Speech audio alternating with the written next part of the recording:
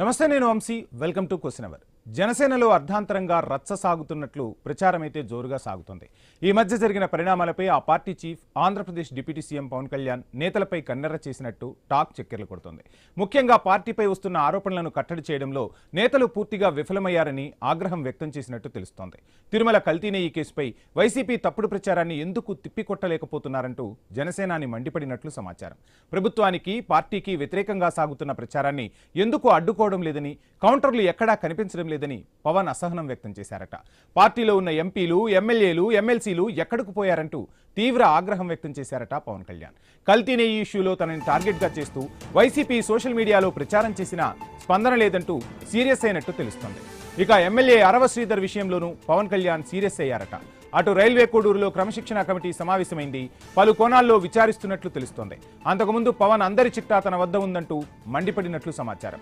ఇక జనసేన ఎమ్మెల్యే అరవ శ్రీధర్విగా చెప్తున్న వీడియోలు, చాటింగ్లు సోషల్ మీడియాలో వైరల్ కావటం, అలాగే అరవ శ్రీధర్ మీద ప్రభుత్వ ఉద్యోగిని అయిన ఓ మహిళ లైంగిక ఆరోపణలు చేసిన సంగతి తెలిసిందే. ఈ వ్యవహారం రాష్ట్ర వ్యాప్తంగా సంచలనం రేపింది. ఈ నేపథ్యంలో ఈ అంశాన్ని సీరియస్ గా తీసుకున్న జనసేన అధిష్టానం అరవ శ్రీధర్ మీద వచ్చిన ఆరోపణలతో 32 మందితో క్రమశిక్షణ కమిటీని కూడా ఏర్పాటు చేసింది. ఆ కమిటీ కొద్దిసేపటి క్రితమే విచారణ కూడా చేపట్టింది. పవన్ పై తప్పుడు ప్రచారం జరుగుతున్న చలనం లేదా, జనసేన సోషల్ మీడియాలో యాక్టివ్గా లేదా, సేన సైనికులు సోషల్ మీడియాలో వెనకబడిపోయారా, ఎమ్మెల్యేలు, ఎంపీలు, ఎమ్మెల్సీలు ఏం చేస్తున్నారు, పార్టీ వ్యతిరేక ప్రచారంపై స్పందించలేరా, ప్రతి ఇష్యూ పైన పవన్ మాత్రమే స్పందించాలా, పార్టీ సీనియర్స్ లో బాధ్యత కనిపించడం లేదా, పవన్ కళ్యాణ్ చెబితే కానీ పట్టించుకోరా, పవన్ కళ్యాణ్ హితబోధ తర్వాతైనా జనసేన పార్టీ నాయకులు గాడిలో పడతారా?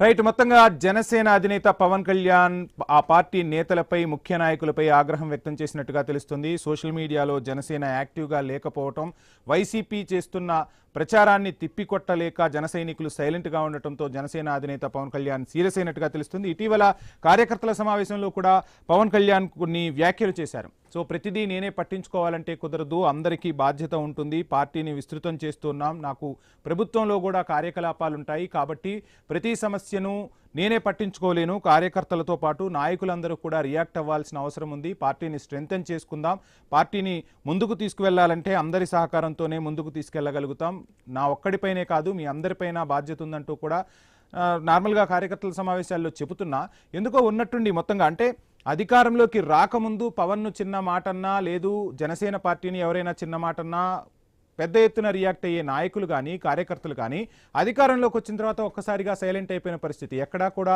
నోరు మెదపని పరిస్థితులు కనిపిస్తున్నాయి. అరవ శ్రీధర్ విషయం అనే కాదు, తిరుమల లడ్డు కల్తీనేయి వ్యవహారానికి సంబంధించి పవన్ కళ్యాణ్ను వైసీపీ టార్గెట్ చేసింది. టార్గెట్ చేయడంలో భాగంగా మెట్లు కడిగారు, ఖచ్చితంగా క్షమాపణ చెప్పాలి, కొవ్వు లేదని తేలింది, అప్పుడు కొవ్వుందని చెప్పి పవన్ కళ్యాణ్ చెప్పారు కాబట్టి బేషరతుగా క్షమాపణ చెప్పాలని చెప్పినా ఎక్కడా ఏ నాయకులు కూడా రియాక్ట్ అవ్వలేదు.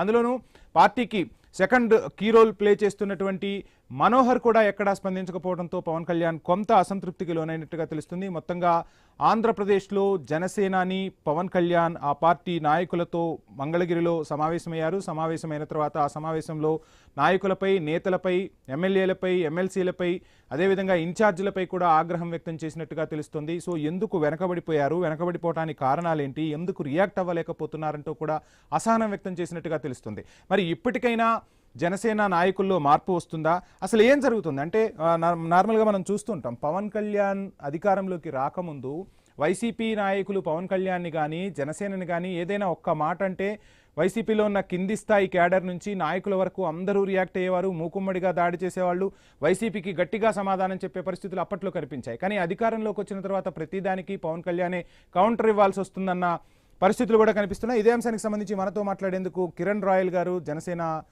పార్టీకి సంబంధించి ఫోన్ ఇన్లో సిద్ధంగా ఉన్నారు. కిరణ్ రాయల్ గారు నమస్కారం అండి.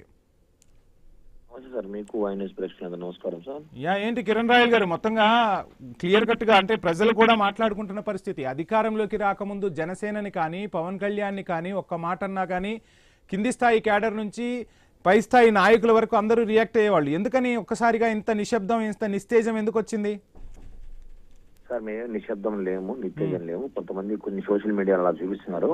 నిన్న జరిగిన మీటింగ్ లో ప్రముఖంగా ఫస్ట్ ఆఫ్ ఆల్ వచ్చి ఎవరు వ్యక్తిగత విషయాలు ఎవరన్నా పార్టీకి రుద్దకండి, మీరు గట్టిగా సమాధానం చెప్పండి, వ్యక్తిగత విషయాలు పార్టీకి సంబంధం లేదు, ఇది పార్టీ అలాగే కులానికి సంబంధించి ఒక మనిషి తప్పు చేస్తే ఆ మనిషి వ్యక్తిగతం, అది దాన్ని పార్టీలో కులాల్లో తీసుకురాకండి అని చెప్పి క్లియర్ గా చెప్పారు. దాని మీద మాట్లాడమని చెప్పారు కాబట్టి దాని మీద మాట్లాడుతున్నాం. అంతేగాని గట్టిగా తిప్పికొట్టడానికంటే ఇక్కడ ఏం లేదు సార్. లడ్డూ విషయంలో మాత్రం కొంచెం జనసేన కొన్ని చోట్ల వెనకబడ్డ కారణం ఏమంటే అక్కడ వాళ్ళకి లడ్డు మీద కొంచెం సెంటిమెంట్స్ ఉన్నాయి, కొన్ని క్లారిటీ రాకపోవచ్చు, కొంతమందికి లడ్డు అవగాహన ఎలా జరిగిందో తెలియకపోవచ్చు, దాని మీద మాట్లాడలేకపోయారు. ఇప్పుడు ఎప్పటికప్పుడు మేము మాట్లాడుతూనే ఉన్నాము. బట్ ఏమంటే ఎమ్మెల్యే స్థాయి, ఎంపీ స్థాయిలో ఉన్న వాళ్ళు మాట్లాడాలని చెప్పి సార్ కొంచెం ఫైర్ అయ్యారు. వాస్తవమే, అంటే మాట్లాడాలి కదా, అది కొంచెం ఎక్కడో మిస్గైడ్ అయింది, అది కొంచెం మిస్అండర్స్టాండింగ్ అయినట్టుంది. అది దానికి పవన్ కళ్యాణ్ గారు ఇంకా ఓపెన్ గా ఆయన ఒక పార్టీ అధ్యక్షుడు ఏ పార్టీ అధ్యక్షుడు చెప్పలేని విషయాలు కూడా పవన్ కళ్యాణ్ గారు మొహం మీద ముక్కు సూట్లుగా చెప్తారు. కాబట్టి అవన్నీ కూడా మేము షార్ట్అవుట్ చేసుకుంటాం సార్. అరవ శ్రీధర్ వ్యవహారం పైన కూడా ఎక్కడా రియాక్ట్ కాలేదు. అంటే ఆ విషయంపై ఒక కమిటీ వేశారు, అంతవరకు బానే ఉంది. కానీ ఎందుకు ఇటువంటి నేతలు, అంటే ఎక్కడి నుంచో అవకాశాలు ఇస్తూ వచ్చారు పవన్ కళ్యాణ్, ఎక్కడా కూడా ఎవరిని కూడా చూడలేదు, పార్టీకి నమ్ముకున్న వాళ్ళని, పార్టీ కోసం పనిచేసిన వాళ్లకు టికెట్లు ఇస్తూ వస్తున్నారు, పార్టీని స్ట్రెంథెన్ చేయాలని చూస్తున్న టైంలో ఇటువంటి ఆరోపణలు రావటం, ఆరోపణలు మీ ఎమ్మెల్యేలు చిక్కుకోవటం, ఇదంతా ఎలా కనిపిస్తుంది? సో ఏం చేయబోతుంది జనసేన నెక్స్ట్? సార్ పార్టీ ఎదిగేటప్పుడు, పార్టీ బలపడేటప్పుడు ఇట్లాంటివన్నీ కామన్ గా వస్తుంటాయి. రాజకీయాల్లో కొంచెం చిన్న చిన్న జాగ్రత్తలు పాటించాలి. రాజకీయాలు ఎలా ఉంటుందంటే ఒక నిఘా ఉంటుంది ప్రతి ఇంపార్టెంట్ పర్సన్స్ మీద. గతంలో నన్ను టార్గెట్ చేశారు, ఇప్పుడు ఎమ్మెల్యే టార్గెట్ చేశారు. ఇలా ఒక్కొక్కరు వ్యక్తిగత విషయాలు ఉన్నవి, అయిపోయినవి, లేనివి, ఉన్నవన్నీ కలుపుకొని వాళ్ళకి డబ్బులు ఇచ్చో, బ్లాక్ మెయిల్ చేస్తూ, ఇలా రకరకాలుగా చేస్తూ వాళ్ళు టార్గెట్ చేస్తుంటారు. కాబట్టి పార్టీ బలోపేతం విషయం అంటే మేము పబ్లిక్ ప్రజల కోసం సేవ చేయాలనుకుంటున్నాం. మా పవన్ కళ్యాణ్ గారు అనేకసార్లు చెప్పారు, ప్రజల తర్వాతే పార్టీ నాకు అనేసి. కాబట్టి పబ్లిక్ ఎక్కడ డిస్టర్బెన్స్ కాకూడదు, పబ్లిక్ ఏం చేయాలో మేము చేస్తాము. పార్టీ కూడా డెవలప్ చేసుకోవాలి. రేపు రాబోయే రోజులు ఇండివిజువల్ గా పోటీ చేసినా కూడా మా బలం నిలబడి మేము సత్తాగా గెలుచుకునే కెపాసిటీ మాకు ఉండాలి కాబట్టి సొంతంగా. కాబట్టి అది ఎక్కడెక్కడ ఏమన్నా షార్ట్అవుట్ చేసుకుని భవిష్యత్తులో కూడా ఇలాంటి పునరుద్ధరణ కాకుండా ముందుకెళ్లాలని చెప్పి నేనే చెప్పడం జరిగిందండి. మరి అటు ప్రతిపక్ష పార్టీల నుంచి మీపై విమర్శలు వినిపిస్తున్న పరిస్థితి. అధికారం కోసం ఆరాటం పడ్డారు, అధికారం కోసం విమర్శలు చేశారు, కానీ అధికారంలోకి వచ్చిన తర్వాత ఎక్కడికక్కడ కింది స్థాయి నేతల నుంచి అందరూ కూడా పంచుకోవటంలో బిజీ అయిపోయారు, అందువల్లే ఎక్కడా కూడా రియాక్ట్ కావట్లేదన్న విమర్శలు వినిపిస్తున్నాయి. ఏం ఆన్సర్ చేస్తారు? ప్రతిపక్షాల మాటలు పట్టించుకుంటే మన రాజకీయాలు చేయలేం, ప్రజలకు సేవ చేయలేము. ప్రతిపక్షాలు వాళ్ళు పేటీఎం వాళ్ళ మాటలు కూడా తిప్పికొట్టాల్సిన అవసరమే లేదంటారా? వాళ్ళని అసలు పట్టించుకోవాల్సిన అవసరం లేదు. వాళ్ళు భగవంతుని విషయంలో మాట్లాడేటప్పుడు మాత్రం భగవంతుని కోసం మాట్లాడాల్సిన అవసరం ఏంది, కానీ వాళ్ళు మామూలు మాట్లాడే స్థాయి వాళ్ళకి లేదు, ఆ క్యారెక్టర్స్ వాళ్ళకి కాదు. కాబట్టి ఎంతవరకైనా లడ్డూ టాపిక్ డైవర్ట్ చేయడానికి ప్రయత్నిస్తున్నామని చెప్పి రాష్ట్ర ప్రజలు తెలుసుకోవాలి. దయచేసి ఇవంతా ఒక లడ్డూ టాపిక్ డైవర్ట్ చేయడానికి సిట్టు విచారణలో వచ్చిన విచారాన్ని వాళ్ళు ప్లేట్ పెరాయించి మాట్లాడుతున్నారు. ఇది క్లారిటీ సార్. కిరణ్ రాయల్ గారు, మరలా మాట్లాడే ప్రయత్నం చేస్తాను. ఇదే అంశానికి సంబంధించి మనతో మాట్లాడేందుకు రేగడి లక్ష్మణ్ గారు వైసీపీ నుంచి సిద్ధంగా ఉన్నారు. లక్ష్మణ్ గారు నమస్కారం అండి. నమస్తే. ఏంటి మొత్తంగా జనసేన అధినేత పవన్ కళ్యాణ్ ఎక్కడా కూడా వాళ్ళ నాయకులు ఎవరు అంతగా రియాక్ట్ అవ్వట్లేదని చెప్తున్న పరిస్థితి, మీరేమో అనవసరమైన విమర్శలు గుప్పిస్తున్నారట, మీ విమర్శలను కూడా పట్టించుకోవాల్సిన అవసరం లేదని కిరణ్ రాయల్ గారు చెప్తున్న పరిస్థితి, ఏం ఆన్సర్ చేస్తారు? సార్, ఈ రోజున ఒక రాష్ట్ర జనసేన పార్టీ ఆంధ్రప్రదేశ్ జనసేన పార్టీ రాష్ట్రానికి అధ్యక్షులైనటువంటి పవన్ కళ్యాణ్ గారికి విలువలతో కూడినటువంటి రాజకీయాలు చేయనప్పుడు వాళ్ళ పార్టీలో ఉన్నటువంటి వాళ్ళు కూడా అర్హంగానే తయారవుతారు. క్యారెక్టర్ సేమ్ టు సేమ్ గానే ఉంటాయి. మనం ఎలాంటి వాళ్ళం అయితే మనతో సాహసం చేసిన కూడా అలాగే ఉంటారు అన్నది అర్థమవుతాం. ఇప్పుడు మాట్లాడుతూ ఉన్నారు కిరణ్ రాయల్ అన్న వ్యక్తి ఒక అమ్మాయిని ఏ రకంగా అయితే వంచి మోసం చేసి అమ్మాయి ద్వారా డబ్బులు తీసుకొని, వ్యక్తిగత విమర్శలు అవి కోర్టులలో ఉన్నాయి, కోర్టు పరిధిలో ఉన్నాయి, చట్ట పరిధిలో ఉన్న వాటి గురించి మనం మాట్లాడే ప్రయత్నం చేయొద్దు. వినారు సార్, ఇక్కడ వ్యక్తిగత విషయం అంటే టాపిక్ ఆయన కూడా ఉన్నాడు కదా ఇందులో. జనసేన పార్టీలో కిరణ్ రాయల్ లాంటి వ్యక్తులు, అరవ శ్రీధర్ లాంటి వ్యక్తులు, అదే మీరే ప్రతిపక్ష పార్టీలే జనసేన ఎదుగుతుంటే ఇలాంటి కుట్రలకు తెరలేపుతున్నారని కిరణ్ రాయల్ చెప్పిన పరిస్థితి. సార్, ఇప్పుడు కిరణ్ రాయల్ గారికి వెళ్ళి అమ్మాయిని మోసం చేసి అమ్మాయి దగ్గర డబ్బులు తీసుకో, అమ్మాయిని లాడ్జీలు తీసుకెళ్ళని వైఎస్ఆర్ పార్టీ వాళ్ళు చెప్పారా? అరవ శ్రీధర్ కి ఆ ప్రభుత్వ ఉద్యోగాన్ని మోసగించు, ఆ అమ్మాయిని పెళ్లి చేసుకుంటామని చెప్పు, ఆ అమ్మాయికి ఏదో ఆశ పెట్టు, లేదా అమ్మాయితో వీడియో కాల్ మాట్లాడు, ఇలాగా అసెంబ్లీలో కూడా అసభ్యకరమైనటువంటి వీడియో కాల్ మాట్లాడని చెప్పి వైఎస్ఆర్ పార్టీ వాళ్ళు చెప్పారా? అది వాళ్ళ వ్యక్తిగతంగా వాళ్ళు చేసుకున్నారు. అది బయటకు వచ్చిన తర్వాత బూమరాంగ్ అవుతా ఉంది. అంతేగాని ఈ వైఎస్ఆర్ పార్టీ వాళ్ళకి మాకు మరే పనులు లేవా? జనసేన పార్టీలో ఉన్న నాయకులకి అందరూ కూడా మీ సలహాలు ఇచ్చి మీరందరూ కూడా అయ్యా ఎవరు పడితే వాళ్ళు గోకండి, అసలు లక్ష్మణ్ గారు అసలు మీ టార్గెట్ చంద్రబాబు కాదు పవన్ కళ్యాణ్ అంట కదా. జనసేననే మీరు టార్గెట్ చేశారు. అధికారం కోల్పోయినప్పటి నుంచి కూడా మీరు చంద్రబాబుని కాదు టార్గెట్ చేసింది, పవన్ కళ్యాణ్ ని జనసేన అని కూడా వినిపిస్తున్న విమర్శ. ఏంటి జనసేన అంతా మీకు అధికారాన్ని దూరం చేయడంలో కీలక పాత్ర పోషించిందని నమ్ముతున్నారా? వినా సార్, నథింగ్ సార్. ఇక్కడైతే ఏమీ లేదు. పవన్ కళ్యాణ్ గారు గతంలో ఆయన ఏమన్నారంటే, నాకు కుదరక నేను 3-4 పెళ్లిళ్ళు చేసుకున్నాను, వీలైతే మీరు కూడా 10 పెళ్లిళ్ళు చేసుకుంటే ఎవరు వద్దన్నారు అని అన్నారు. ఆయన కుదరకు చేసుకున్నారో, కలిసి వచ్చి చేసుకున్నారో, ఏం చేసుకున్నారు. చేసుకోవడం అయితే వాస్తవమే కదా.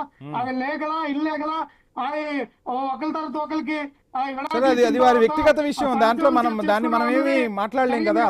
సో వినండి సార్, మేమేమంటామంటే మీరు చేసిన తప్పులు, మీరు ఏం చేసిన తప్పు మేమే చేపించాం, మేమే చేపిస్తున్నాం అంటే అది మీ వ్యక్తిగతంగా మీకంటూ ఆలోచన లేదా?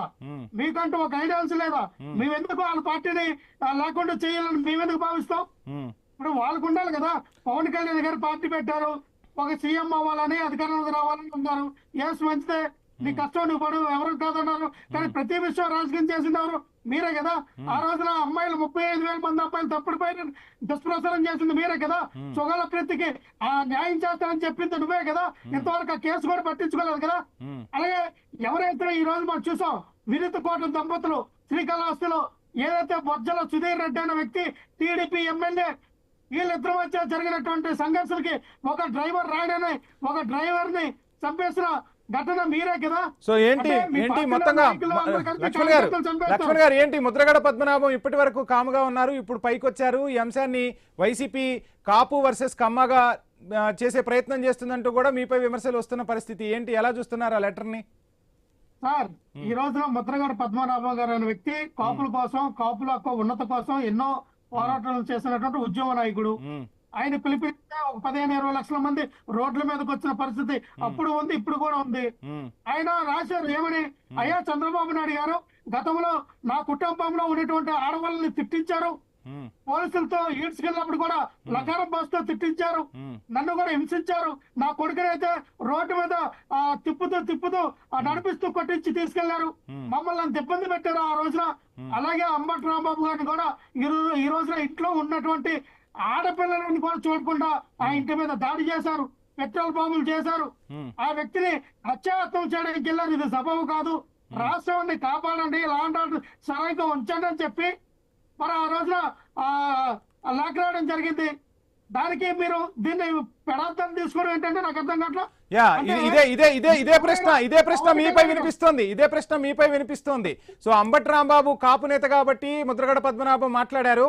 మరి పవన్ కళ్యాణ్ ని వైసీపీ నోటికొచ్చినట్టు మాట్లాడింది, ఇష్టం వచ్చినట్టు మాట్లాడింది, ఇంట్లో వాళ్లపై కూడా విమర్శలు చేసినప్పుడు ఈ ముద్రగడ పద్మనాభం ఎక్కడున్నారని చెప్పి జనసేన నేతలు ప్రశ్నిస్తున్న పరిస్థితి. దీనికి ఏం ఆన్సర్ చేస్తారు? మంచి ప్రశ్న అడిగారు సార్.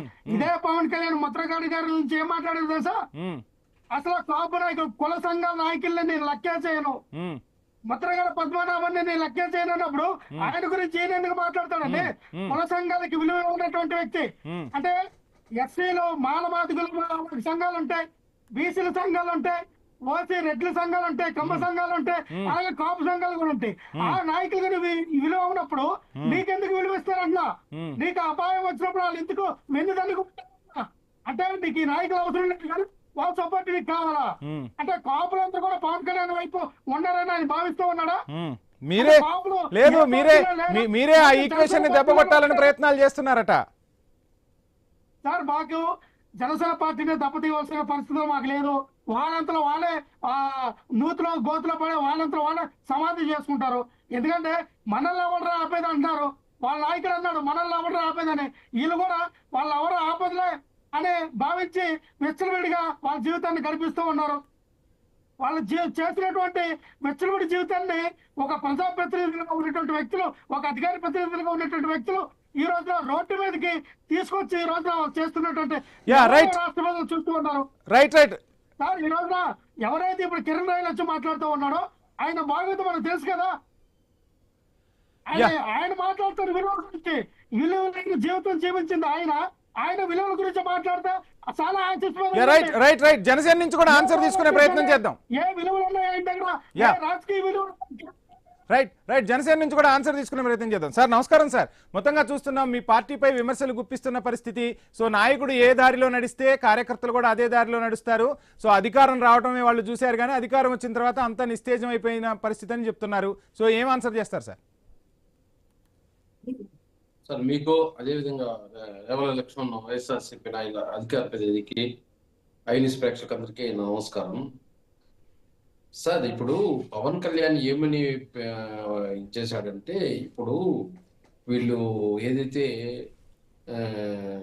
తిరుమల లడ్డు ప్రసాదంలో ఉన్న నెయ్యి గురించి అవినీతి జరిగింది, అది నెయ్యే కాదు, దాంట్లో ఏదైతే మాంసాకృతులు కలిసి ఉంది అని చెప్పేసి ఏదైతే అత్యున్నత న్యాయస్థానం సుప్రీంకోర్టు నిర్ణయించిన సిట్టు ఏదైతే కోర్టుకి సబ్మిట్ చేసే కాపీని, దాన్ని లేదు అసలుకి అది నెయ్యే, దాంట్లో ఏ మాంసకృతులు ఏం కలవలేదు అని చెప్పేసి వీళ్ళు ప్రచారం చేస్తున్నారు. దానికి గాను అక్కడ తెలుగుదేశం పార్టీ నాయకులు ఒక ఫ్లెక్సీ పెట్టి, ఆ ఫ్లెక్సీని ఏ విధంటే దీంట్లో సరే వేణుగోపాల్ గారు ఇదంతా జరిగింది రాష్ట్ర ప్రజలకు తెలుసు, మీకు తెలుసు, నాకు తెలుసు. కానీ ఎక్కడ వాడుతున్నారని ఇక్కడ అంశం ఏంటి అంటే ఎవరు కూడా అంటే జనసేనానిపై లేదంటే జనసేన పార్టీపై విమర్శలు వస్తే ఆ విమర్శలను కూడా తిప్పికొట్టలేని పరిస్థితుల్లో జనసేన క్యాడర్ ఉందని చెప్పి వినిపిస్తున్న విమర్శ. ఎందుకు మీరు అంత సైలెంట్ అవుతున్నారు? ఎందుకు విమర్శించలేకపోతున్నారు? అంటే అందులో వాస్తవం ఉందా? జగన్మోహన్ రెడ్డి గారు ఏదైతే ముందు రోజు ఫోన్లు చేస్తారు, ఫోన్లు చేసి రేపు తెల్లారితో అన్పార్లమెంట్స్ వాడండి, ఇది వాడండి, ఇలాంటి నిరసన కార్యక్రమాలు చేయండి, ఇవి చేయండి అని చెప్తారు. ఇక్కడ ఏమంటే అధిష్టానం నుంచి వచ్చే పిలుపు ఉంటే ఒక డిసిప్లైన్ గా చేయండి, ఏదైతే అన్పార్లమెంట్స్ వాడకూడదు అని చెప్పేసి రావడం జరుగుతుంది. అది పవన్ కళ్యాణ్ గారు కూడా ఏమన్నారు, కొంతమంది ఎమ్మెల్యేలు ఎంపీ ఏదైతే నాయకులు రెస్పాండ్ కావడం లేదు, రెస్పాండ్ అందరినీ చెప్పలేదు, కొంతమంది ఎవరైతే ఉన్నారో రెస్పాండ్ కావడం, అందరూ రెస్పాండ్ అవ్వండి, బాధ్యత మనం కూడా తీసుకోవాలి కదా. ఈ రోజు ఒకరే కాదు, తెలుగుదేశం ఒకటో లేదా బీజేపీ కాదు, అందరం కలిసి కూటమి ప్రభుత్వం కూటమిలో ఉన్నాం కాబట్టి అందరం రియాక్ట్ అవ్వాలి, అందరూ స్పందించాలి అని చెప్పేసి చెప్పాడు.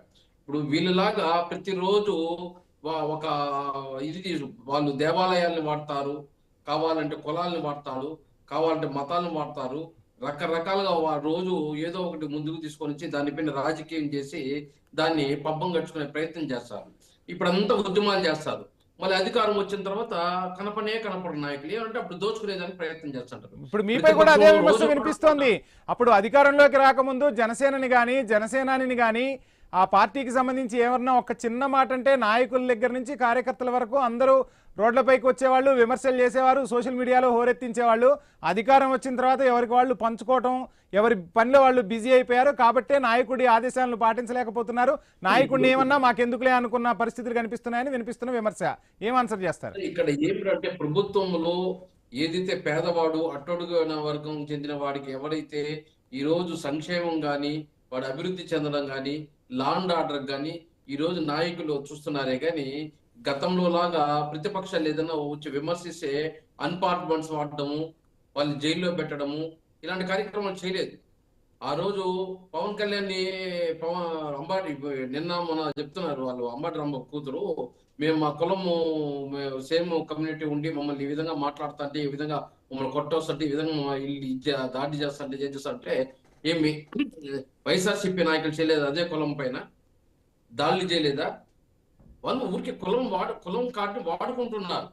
ఈ రోజు పవన్ కళ్యాణ్ వేణుగోపాల్ గారు నాది ఒక చిన్న సబ్మిషన్. వేణుగోపాల్ గారు నాది ఒక చిన్న సబ్మిషన్. మీ పార్టీ అధినేత పవన్ కళ్యాణ్ ఏమో ఆడవారిని అసభ్యంగా చూసినా, అసభ్యంగా మాట్లాడినా, ఎక్కడైనా వారికి ఎటువంటి ఇబ్బంది కలిగించినా తాట తీస్తా అనేమో మీ పార్టీ అధినేత చెప్తున్న పరిస్థితి. మీ ఎమ్మెల్యేలేనేమో ప్రభుత్వ ఉద్యోగుల్ని టార్గెట్ చేస్తున్న పరిస్థితి అని వార్తలు బయటకు వెలువడుతున్న పరిస్థితి. సో ఏంటి ఈ విమర్శకి ఏం ఆన్సర్ చేస్తారు మరి? అది ప్రతి పర్సన్స్ ఉంటాయి. ఇప్పుడు రాజకీయాలు ఉన్నంత మాత్రం పర్సనల్ ఉండకుండా పోదు, అందరూ గాంధీలు అయిపోరు. ఒకరు ఇద్దరు ఉంటారు, వాళ్ళ మహిళలతో పరిచయాలు ఉంటాయి, వాళ్ళు రెండు చేలు కలిస్తేనే చప్పట్లు అయినట్టు వాళ్ళు వీళ్ళు కలిస్తేనే ఏదైతే ముందు పోవడం జరుగుతుంది. కానీ వెళ్ళి ఏదో ఒక ఎమ్మెల్యేనే పోయేసి ఆమెను పోయి ఇంటికాడ ఆమె చెప్పింది, ఆమె రోజుకు ఒక మాట చెప్తా ఉంది టీవీలకు ముందు వచ్చి కోటూరు శ్రీనివాసులు ఎమ్మెల్యే గురించి. అంటే అవన్నీ నిజాలా? మరి అంత ఇది ఉండేటప్పుడు ఒకరికి ఇద్దరు ముగ్గురిని ఎలా మెయింటైన్ చేస్తారు? వాళ్ళు కూడా ఆలోచన చేయాలి కదా. ఇప్పుడు ప్రజలు కూడా ఆలోచన చేస్తారు. ఈమె ఏదో పెళ్లి కాకుండా ఇతన్ని నమ్మించి మోసం చేశాడా, లేదా 2-3 పెళ్లిళ్ళు అయిన తర్వాత ఈ నమ్మించి మోసం చేశాడా? ఇద్దరు కలిసి ప్రయాణం చేస్తే ఈ రోజు వాళ్ళకి ఏదో గ్యాప్ వచ్చి విమర్శించుకుంటున్నారని ప్రజలు కూడా చూస్తారు. అంతేగాని ఏదో అమ్మాయి 4 గోడల మధ్య ఉంటే ఎమ్మెల్యే పోయి లాక్కొని వచ్చేసి ఏదో ఇచ్చేసేది ఈ రోజు చూస్తున్నాం. గతంలో వైఎస్ఆర్సీపీ వాళ్ళు ఏదైతే అవినీతికి వాళ్ళు మాట్లాడిన అన్పార్లమెంట్ వర్డ్స్ కి ఈ రోజు 11 సీట్లు వచ్చాయి 151 నుంచి. అదే పని తెలుగుదేశం చేసినా, జనసేన చేసినా, బీజేపీ చేసినా ఎవరికైనా అంతే.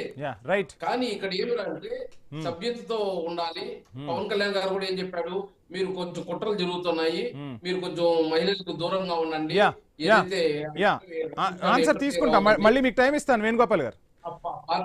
లక్ష్మణ్ గారు, ఏంటి మొత్తంగా మీరు కుట్రలు చేస్తున్నారంట, పార్టీని విచ్ఛిన్నం చేసే ప్రయత్నాలు చేస్తున్నారంట. నిన్న చంద్రబాబు నాయుడు, ఈ రోజు పవన్ కళ్యాణ్ కూడా అదే స్టేట్మెంట్ ఇస్తున్న పరిస్థితి. రాష్ట్రంలో విధ్వంసం సృష్టించేందుకు వైసీపీ ప్రయత్నిస్తుంది, కూటమికి చెందిన క్యాడర్ మొత్తం అప్రమత్తంగా ఉండాలంటూ చంద్రబాబు చెప్పిన స్టేట్మెంట్. ఏం ఆన్సర్ చేస్తారు?